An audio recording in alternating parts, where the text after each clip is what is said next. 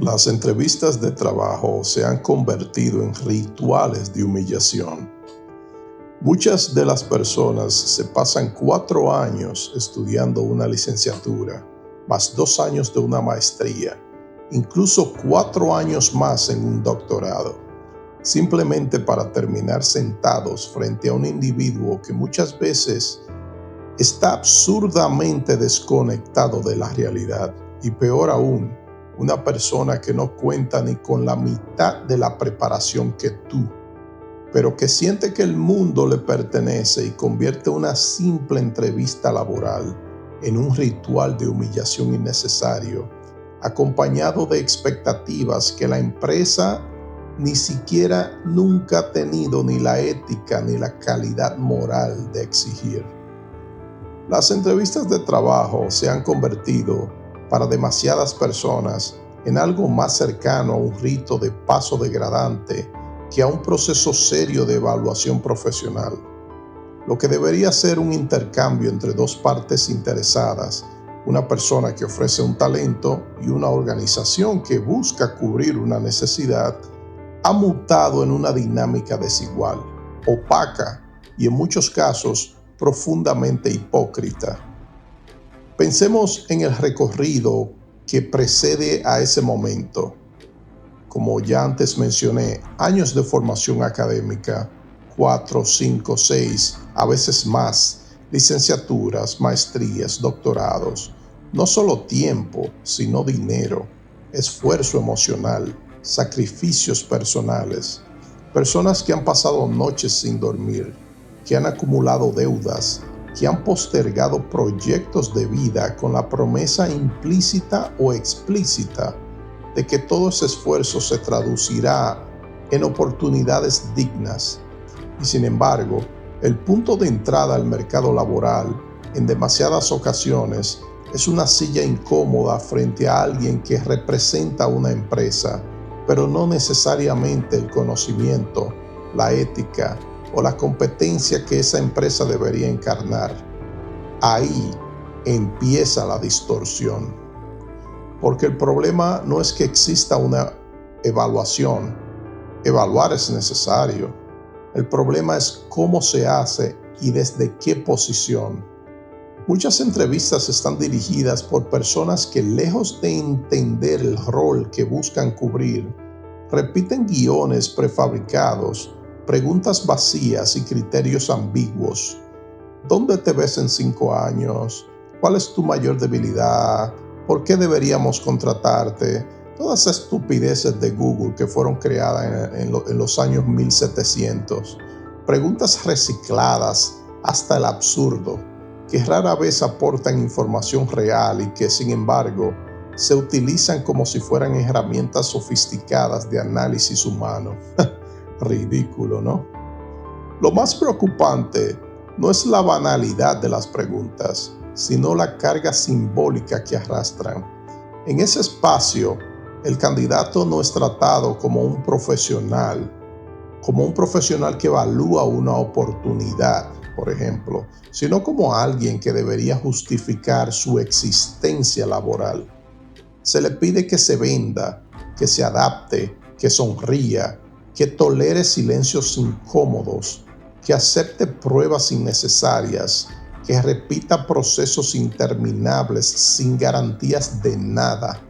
Y todo esto bajo la mirada de alguien que, en muchos casos, no ha pasado por ese mismo nivel de escrutinio o que simplemente ocupa una posición de poder dentro de una estructura que rara vez se cuestiona a sí misma.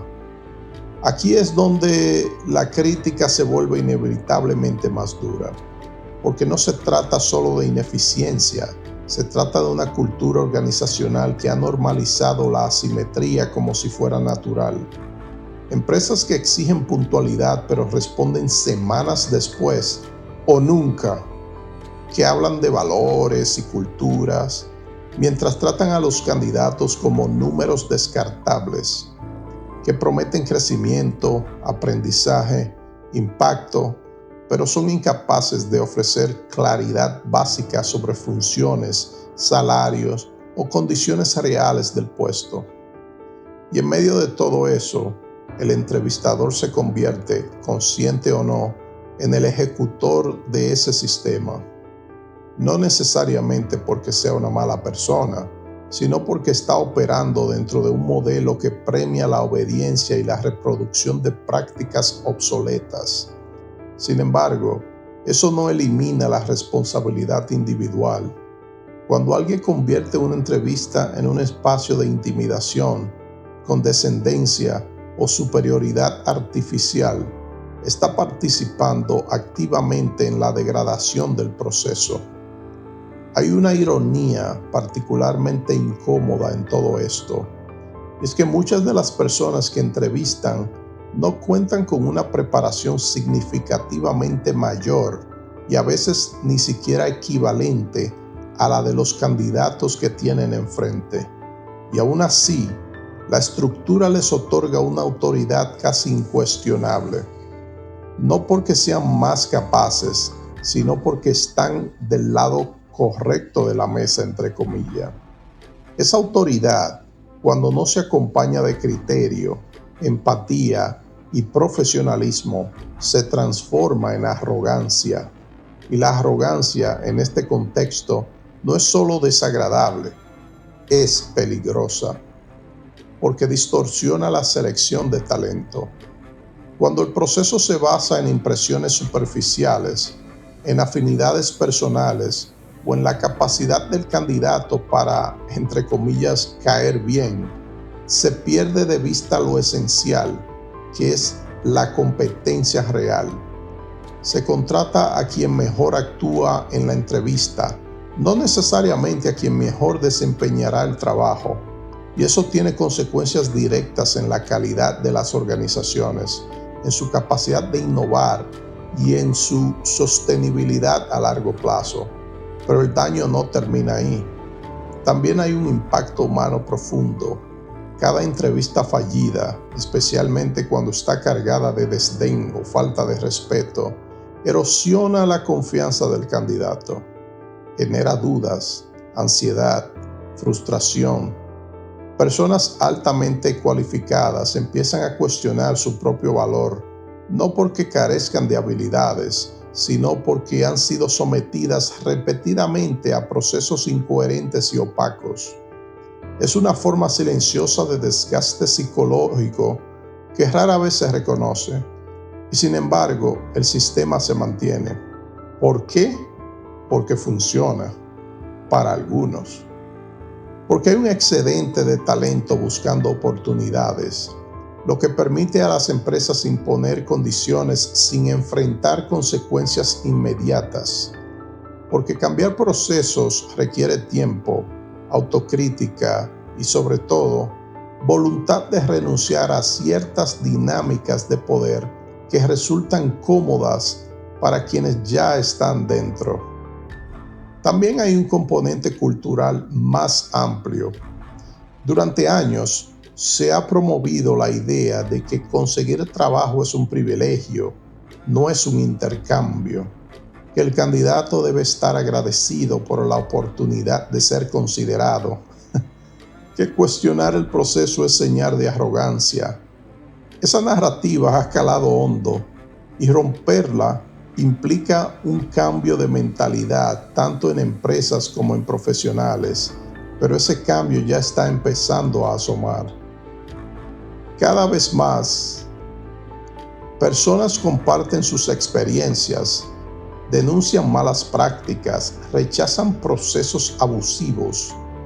Plataformas digitales han hecho visible lo que antes se quedaba en conversaciones privadas. Y algunas empresas, no todas, pero sí algunas, están empezando a entender que la forma en que tratan a los candidatos es un reflejo directo de su marca y su cultura interna también.